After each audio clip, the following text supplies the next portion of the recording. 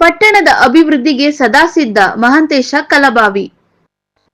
ಕುಷ್ಟಗಿ ಪಟ್ಟಣದ ಜನತೆಯ ಆಸೆಯಂತೆ ಪಟ್ಟಣವನ್ನು ಸಂಪೂರ್ಣ ಅಭಿವೃದ್ಧಿಪಡಿಸಲು ಸದಾ ಸಿದ್ಧನಾಗಿದ್ದು, ಮುಂದಿನ ದಿನಮಾನದಲ್ಲಿ ಸಾರ್ವಜನಿಕರ ಸಹಕಾರ ಮತ್ತು ಜನತೆಯ ಬೆಂಬಲ ಇದ್ದರೆ ಅಭಿವೃದ್ಧಿಗೆ ಸದಾ ಶ್ರಮಿಸುತ್ತೇನೆ ಎಂದು ಪುರಸಭೆ ಅಧ್ಯಕ್ಷ ಮಹಾಂತೇಶ ಕಲಬಾವಿ ಹೇಳಿದರು.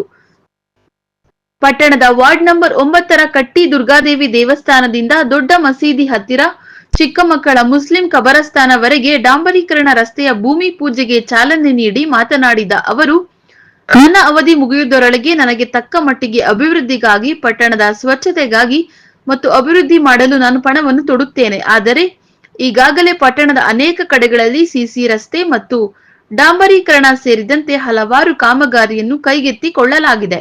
ಒಟ್ಟಾರೆಯಾಗಿ ಅಭಿವೃದ್ಧಿಗೆ ಸದಾ ಕೈ ಜೋಡಿಸುತ್ತೇನೆ ಎಂದು ಹೇಳಿದರು.